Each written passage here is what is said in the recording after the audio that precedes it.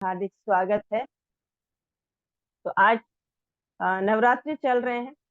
तो आज नवरात्रि दुर्गा देवी के बारे में थोड़ा उनका गुणगान कर लेते हैं। हरे कृष्णा। तो नवरात्रि क्या है? ये नवरात्रि है ना, सब लोग नवरात्रि मना रहे हैं आजकल जो आ, भौतिक संसार में। तो नवरात्रि है 9 दिन का पर्व, भगवान की 9 शक्तियों का, है ना। जो दुर्गा देवी भगवान की शक्ति है और भगवान की शक्ति दुर्गा देवी के 9 शक्तियों के प्रतीक हैं। तो 9 देवियों 9 दिन नवरात्रि के रूप में मनाए जाते हैं। तो क्या है, भगवान श्री कृष्ण की 3 शक्तियां, है ना। जो एक है बहिरंगा शक्ति, पहले है अंतरंगा शक्ति, वो है श्रीमती राधा रानी। फिर है बहिरंगा शक्ति जो है दुर्गा देवी, और तीसरा है तटस्थ शक्ति जिसमें सभी जीव आते हैं ना। तो ये भगवान की शक्तियां हैं। तो दुर्गा क्या है, कृष्ण की शुद्ध भक्त हैं और कृष्ण की आज्ञा के अनुसार कार्य कर रही है इस भौतिक संसार में, है ना। तो उनके स्वामी कौन है? किसकी प्रसन्नता के लिए दुर्गा कार्य कर रही है? भगवान श्री कृष्ण की प्रसन्नता के लिए, क्योंकि भगवान श्री कृष्ण की शुद्ध भक्त है ना, उनके आदेश के अनुसार कार्य कर रही है। तो जब बहिरंगा शक्ति है, ये माया देवी भी इसको कहते हैं, योग माया, महामाया, इसी को कहते हैं। तो जिस ब्रह्मांड में, जैसे ब्रह्मा जी स्तुति करते हैं ना कि 14 भुवन हैं, इस प्रकार से बताया जाता है। तो ये अलग अलग, जैसे अलग अलग लोकों के अलग अलग अधिष्ठाता देव होते हैं ना, अलग अलग लोकों के अलग अलग अलग अधिष्ठाता देव होते हैं। तो उसी प्रकार से जो ये भौतिक संसार है, इस भौतिक संसार के अधिष्ठाता देव कौन है? ये दुर्गा देवी। इनका नाम दुर्गा क्यों पड़ा? क्योंकि भौतिक संसार एक दुर्ग है, दुर्ग मतलब जेल, एक जेल के समान है। तो उसका राजा कौन है ना, उसके मालिक कौन है? यह दुर्गा देवी। तो ये क्या करती हैं? जो भगवान से विमुख हो चुके हैं, जो भगवान के द्वारा बनाए गए नियमों का पालन नहीं करते हैं, उनको झट से पकड़ के इस भौतिक संसार में डाल देती। जैसे कोई क्रिमिनल है, कोई क्राइम करता है व्यक्ति, और उसको क्या करती है? पुलिस तुरंत पकड़ लेती है, पकड़ के क्या करती है? जेल में डाल देती है। क्यों डालती है? क्योंकि उसने गुनाह किया, है ना, उसने नियम तोड़े थे सरकार के। सरकार नहीं कह रही ना कहीं क्राइम करो, कहीं मर्डर करो, कहीं चोरी करो, ये तो सरकार के नियम में नहीं आते है ना, लेकिन उस व्यक्ति ने किया। तो सरकार, तो पुलिस क्या करती है? उसको फट से पकड़ती है और जेल में डाल देती है उसको सुधारने के लिए। तो इसी प्रकार से यहाँ हम जब भगवान श्री कृष्ण के नियमों का उल्लंघन करते हैं, तो माया देवी हमें पकड़ लेती है और जेल में डाल देती है। किस लिए डालती है? सुधारने के लिए। तो हम सब यहाँ पर क्या है? जेल में है, हम कैद हैं, यहाँ पर कैदी हैं हम। अब यहाँ से मुक्त कैसे होंगे? यहाँ से हम छूटना चाहते हैं, यहाँ से निकलना चाहते हैं, तो एकमात्र साधन है भगवान कृष्ण की भक्ति करना। जब भगवान श्री कृष्ण की भक्ति करेंगे तो दुर्गा देवी क्या है? हमें मुक्त कर देगी। दुर्गा देवी छोड़ देगी, अच्छा चलो जाओ, है ना, वो अपने चंगुल में हमें नहीं फंसाएगी। ठीक है। तो इस प्रकार से जो एक भगवत गीता ब्रह्म संहिता में भी एक आता है श्लोक, 5वें अध्याय का 44वां श्लोक उसमें आता है। उसमें ब्रह्मा जी कह रहे हैं कि मैं किसका भजन करता हूँ? उस गोविंद का भोजन भजन करता, भगवान श्री कृष्ण का भजन करता, है ना। जब ब्रह्म संहिता पढ़ते हैं तो उसमें आता है गोविंदम आदि पुरुषम तमहम भजामी। तो ब्रह्मा जी, देवी देवता, ये दुर्गा देवी, शिव जी, हनुमान जी, सब क्या कर रहे हैं? भगवान की स्तुति कर रहे हैं, भगवान का भजन कर रहे हैं, उनकी भक्ति कर रहे हैं, है ना। तो भगवत गीता के 7वें अध्याय के 14वां श्लोक आता है। उसमें बताया कि देवी होशा गुणमयी मम माया दुरतिया। ये कौन कह रहे हैं? भगवान श्री कृष्ण कह रहे हैं, देवी होशा गुणमयी मम माया दुरतिया। जो ये देवी है दुर्गा देवी, ये मेरी शक्ति है, और इससे मुक्त होना, इसको पार कर पाना बहुत कठिन है। लेकिन बहुत कठिन है अगर हम इसको पार करना चाहें, लेकिन पार कर पाएंगे। कब आसान बन पाएगा हमारे लिए पार करना? जब हम भगवान के शरणागत हो जाएंगे, कृष्ण के चरणों का आश्रय ले लीजिए, तो फिर ये दुर्गा देवी छोड़ देती है, उसको नहीं पकड़ती। तो इस माया देवी के चंगुल से कैसे बचे? कृष्ण भजन करके, कृष्ण की भक्ति करके। तो इसमें एक श्लोक आता है चैतन्य चरितामृत में बहुत सुंदर, कि कृष्ण भूलिया जीव, कृष्ण भूलिया जीव भोग वांछा करी, निकटस्थ माया तारे झपटिया। जो जीव क्या करता है? भोग की इच्छा करता है, मैं भोगू, मैं भोगू, मैं भोगू, भोगने की इच्छा होती है जिसको, अपनी इंद्रिय तृप्ति करना चाहता है जो, है ना। तो वो दुर्गा देवी इसको क्या करते हैं? झट से पकड़ लेती है, और अपने कब्जे में ले लेती हैं, झपटिया धरी, झपट जाती हैं उस पर, पकड़ लेती हैं। तो जो जीव कृष्ण को भूल जाता है, उसके पास में जो माया देवी है, वो माया देवी को पकड़कर इस भौतिक संसार रूपी जेल में डाल देती। तो उनका नाम दुर्गा क्यों पड़ा? क्योंकि वो इस संसार रूपी दुर्ग की अधिष्ठात्री देवी। उनका एक नाम है वैष्णवी, है ना। तो हम ये तो करते हैं कि जो हम वैष्णव हैं, हम वैष्णव हैं। हम वैष्णव कैसे बने? हम भगवान कृष्ण के आश्रय लिया, हमने भगवान कृष्ण की भक्ति करते तब हम वैष्णव बने। तो ऐसे ही वैष्णव और वैष्णवी, है ना। तो जो दुर्गा देवी वो वैष्णवी है। दुर्गा देवी भी क्या करती है? भगवान श्री कृष्ण का भजन करती है। वो आज भी ऊंचे पहाड़ों में बैठी है, तपस्या कर रही है। तो वो क्या करती है? वो भी भगवान का भजन करते हैं। किसका? भगवान श्री कृष्ण का, कि उसके स्वामी वही है ना। तो उनका भजन करती है दुर्गा देवी। तो इस प्रकार से, और इस भौतिक संसार की वो जेलर है, अधिष्ठात्री देवी है। तो उनका नाम दुर्गा है, क्योंकि हम सब यहाँ पर कैदी हैं उनके, है ना। तो हम सब किसके कैदी हैं? दुर्गा देवी। हमें कैसे पकड़ा दुर्गा देवी ने? क्योंकि हमने भगवान के द्वारा बनाए गए जो नियम थे उनका पालन नहीं किया, उनका उल्लंघन किया है। तो इसलिए हम यहाँ आ गए। अब उन कैदियों की कैसी ड्रेस है, कैसी ड्रेसअप होती है? जो जेल में होते हैं उनकी अलग से ड्रेस होती है ना, उनके वहीं के कपड़े पहनाए जाते हैं। ऐसे नहीं कि आप अपनी इच्छा से कपड़े पहन लोगे, नहीं, अपनी इच्छा नहीं होती जेल में। इसी प्रकार यहाँ भी हमारी इच्छा नहीं चलती। हमारी कैसी ड्रेस है? पंचभूत तत्वों से बना हुआ हमारा जो शरीर है ना, ये हमें ड्रेस, हमारी इसमें इंद्रियां हैं, हमारी 10 इंद्रियां, मन को मिला के 11, 5 हमारी कर्मेंद्रियां हैं, 5 हमारी ज्ञानेन्द्रियां हैं, एक मन है। ये 10 इंद्रियों के ऊपर मन है। मन इन 10 इंद्रियों का राजा है ना। तो ये यहाँ पर बताया गया है। दूसरा, भगवान की इच्छा शक्ति माया देवी उनको यहाँ रखती है जो भगवान के नियमों का पालन करती है। अगर जो भगवान की शरणागत हो जाते हैं तो दुर्गा देवी उनको छोड़ देती है। तो मनुष्य माया देवी की इच्छा, माया देवी से वरदान मांगते हैं हम सब। किसके लिए मांगते हैं? अपनी इच्छा पूर्ति के लिए। मुझे सुंदर स्त्री दे दीजिए, मुझे पति दे दीजिए, मुझे संतान दे दीजिए, मुझे जॉब दे दीजिए, मुझे घर दे दीजिए, सब कुछ। कौन सी इच्छा करते हैं हम लोग दुर्गा देवी से? अगर मांगते हैं तो अपनी इंद्रियों की तुष्टि के लिए, अपनी इच्छा से, अपनी इच्छा के लिए, खुद प्रसन्न होने के लिए, है ना। तो वहां पे दुर्गा देवी क्या करती है? हमें जब कृपा मांगते हैं हम, दुर्गा देवी 2 प्रकार से कृपा करती है। एक है कपट कृपा और दूसरी है निष्कपट कृपा। तो दुर्गा देवी कृपा कर देती है, कौन सी? कपट वाली।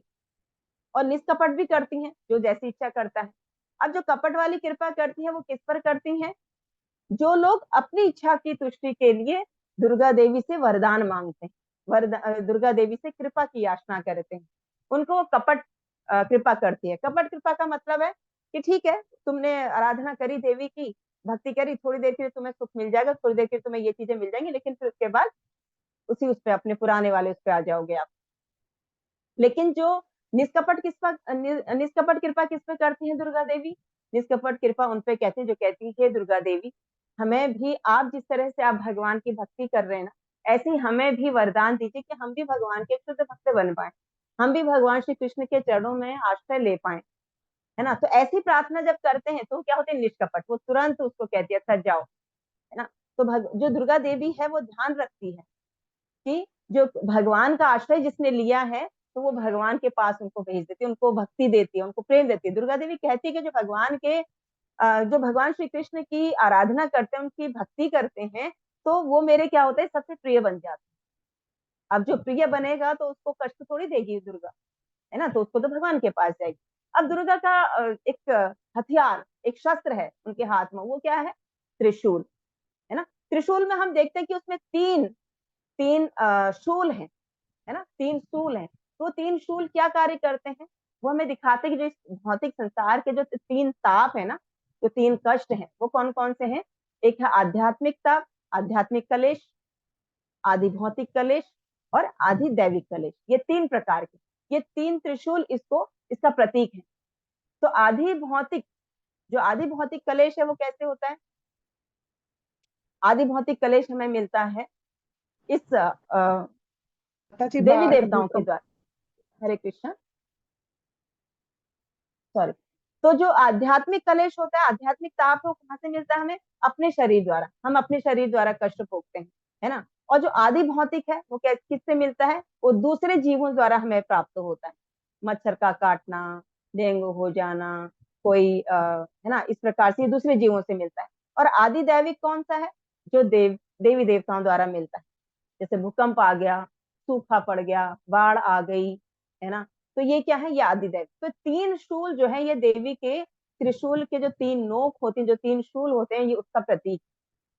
तो भगवान द्वारा बनाए गए नियमों का पालन न करने से दुर्गा देवी से कोई भी नहीं बच पाएगा। अगर हम कहें कि भगवान ने नियम बनाए, उनका पालन करना है, और हम नहीं करना चाह रहे, नहीं करना चाहते, तो क्या होगा? हम दुर्गा देवी के इस भौतिक जन संसार, ये जो जेल है, इसे हम बाहर निकल ही नहीं पाएंगे। कोई और मार्ग नहीं है हमारे पास बाहर निकलने का, सिर्फ इसी से निकल सकते हैं, है ना। तो एक दुर्गा देवी क्यों इतनी प्रसन्न होती हैं जो भगवान कृष्ण की भक्ति करते हैं? उन्होंने बोला कि मुझे वो सबसे प्रिय हो जाता है, मेरा प्रिय बन जाता है जो भगवान कृष्ण की भक्ति करता है। तो इसका साक्षात उदाहरण है, श्रीमद् भागवत में कथा आती है जड़ भरत, है ना, आपने सुना होगा कथा उसकी, कि वो पहले भरत, राजा भरत के, और उसके बाद तपस्या करने के लिए वन में चले जाते हैं। वहां एक हिरण के बच्चे में आसक्त हो जाते हैं। तो पता चलता है कि मृत्यु के समय हिरण याद आ रहा है। तो जब मृत्यु हुई तो फिर अगला जीवन लेना पड़ा।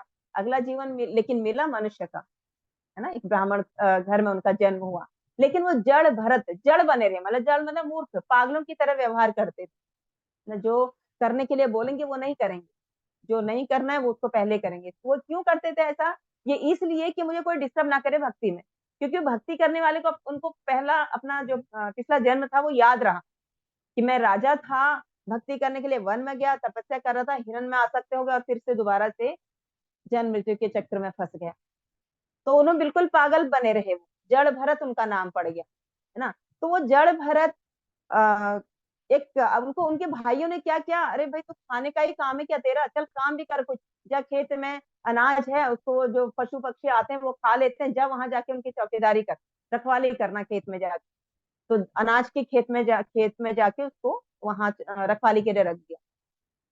तो इधर कुछ कबीले वाले लोग थे जो काली देवी की पूजा करते थे, और काली देवी को प्रसन्न करने के लिए किसी मनुष्य की बलि चढ़ाना चाहते थे।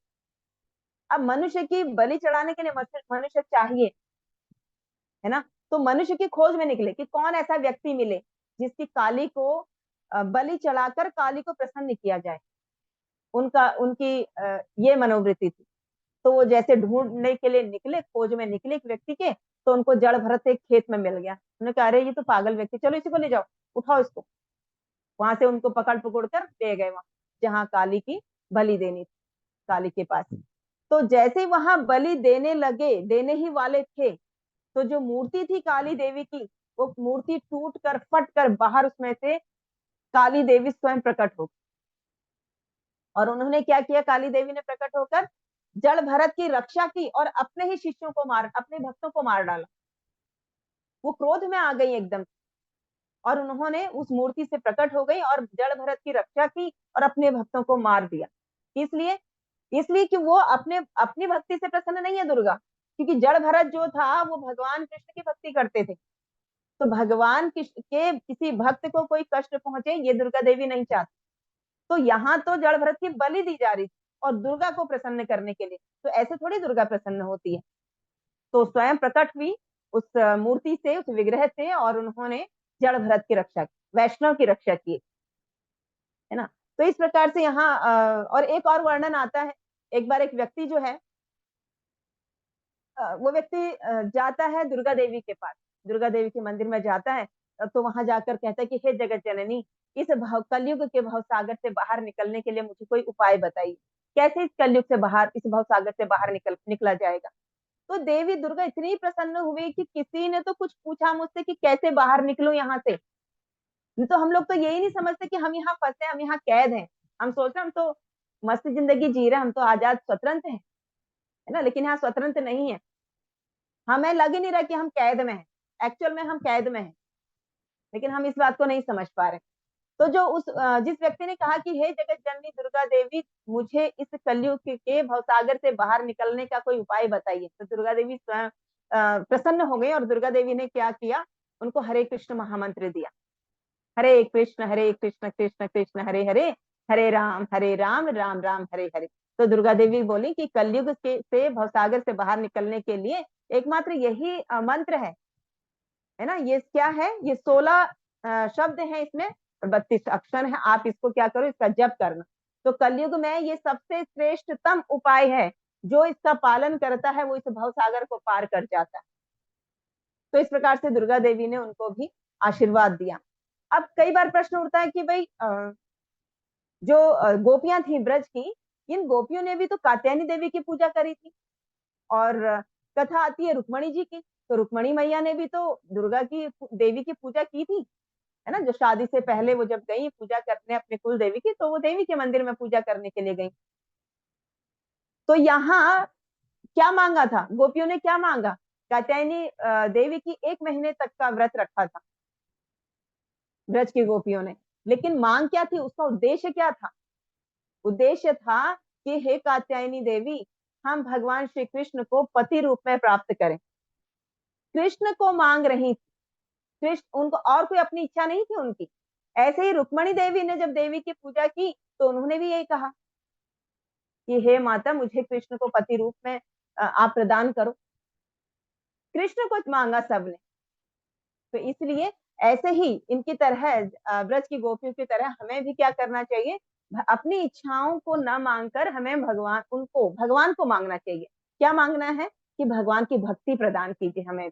जिस प्रकार से आप भगवान की पूजा करती हैं, जिस प्रकार से आप भगवान की भक्ति करती हैं, उनके द्वारा दी गई सेवा आप भगवान की करती हैं, है ना। तो ऐसे ही हम पर भी कृपा करो दुर्गा देवी, ताकि हम भी भगवान के शुद्ध भक्त बन पाए, ना। हम भी ऐसे भगवान को प्रसन्न कर पाए। जिस प्रकार से आप भगवान की सेवा करके भगवान को प्रसन्न कर रही हैं, तो ऐसे ही हम भी भगवान को प्रसन्न कर पाए।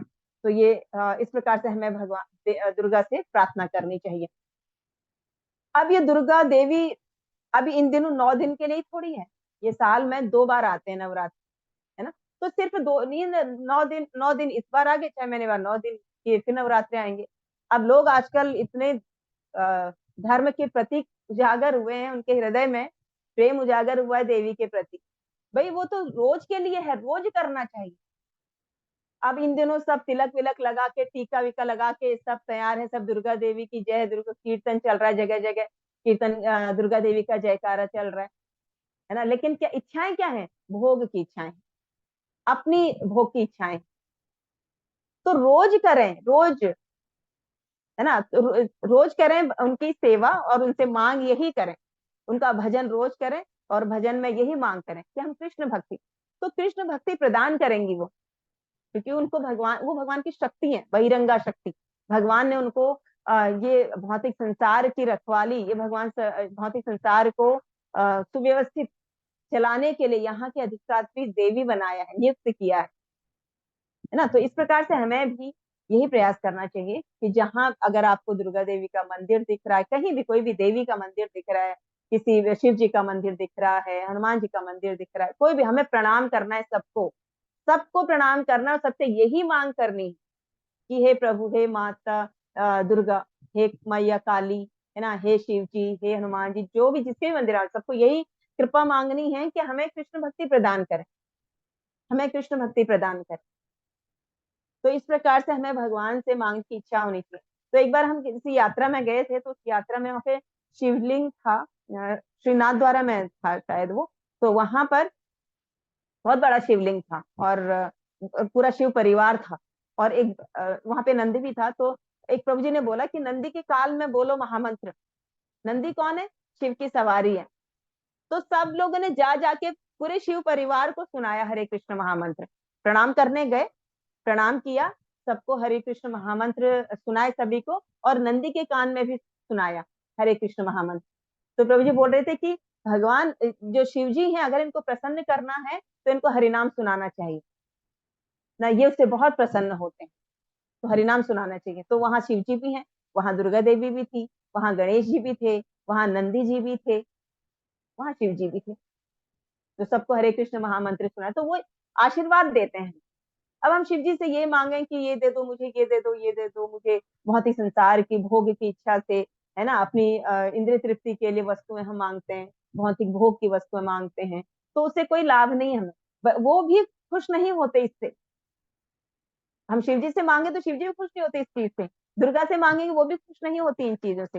है ना। तो इस दुर्गा देवी की एक और एक कथा आती है कि दो भाई थे, दो भाई थे, दोनों भाइयों में क्या था, एक कृष्ण भक्त था, और दूसरा भाई जो था वो काली देवी का भक्त था, चंडी देवी का। और उसका जो, उस भाई का जो चंडी का पुजारी था, उसका नाम भी था चंडीदास, उसका नाम था चंडीदास, है ना।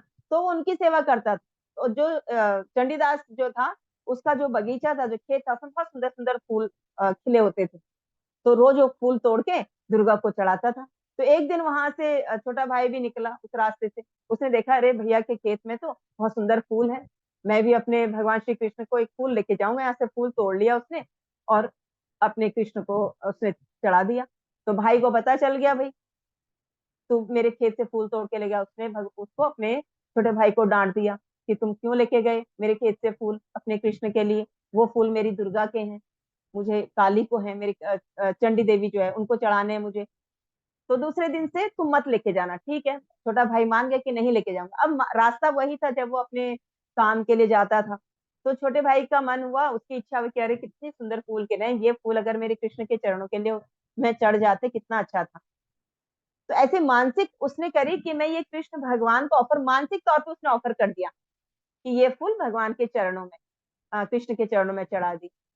अब वो फूल तो वही था, मानसिक चढ़ा के ये जो था उसका छोटा भाई, ये चला गया अपने काम।